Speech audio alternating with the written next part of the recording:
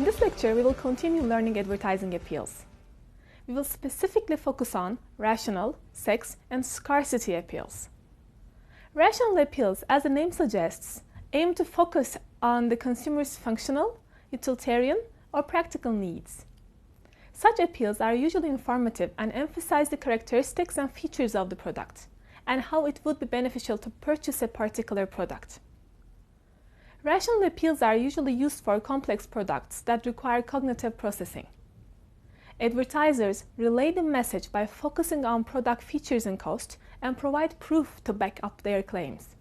For example, a car advertisement may focus on gas efficiency, mileage, and prices to reach consumers who want a cost-efficient and reliable vehicle.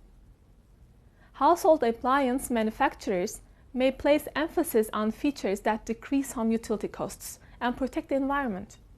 It is important to keep in mind that only limited information might be shared in the limited time of the commercials. Hence, print advertisements are better fit for rational appeals. There are very few appeals in advertising that can probably equal the attention created by sex appeal. Many psychologists agree that proper manipulation of sex appeals can trigger subconscious human desires that result in purchase of products and services. However, it only works when sex appeal is used in a way that is closely tied to a brand and a product. Advertisers have different approaches, such as sensuality, sexual suggestiveness, overt sexuality, or nudity. The sensuality approach conveys sex in a loving and romantic way. Women respond more favorably to this approach. It is viewed as more sophisticated and relies on a person's imagination. The viewer can put their own positive imagery on what they think will occur. Sexual suggestiveness is a stronger hint about the sexual theme. These ads also suggest some sort of sexual fantasy. Overt sexuality in ads is acceptable for sexually oriented products. It can be used to break through ad clutter and to get people's attention. The major danger of an overt sexual approach is that it might offend people.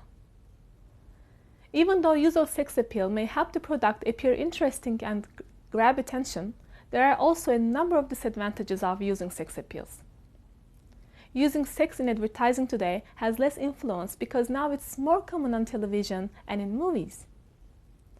Sexual themes may interfere with brand recall and affect ad comprehension negatively.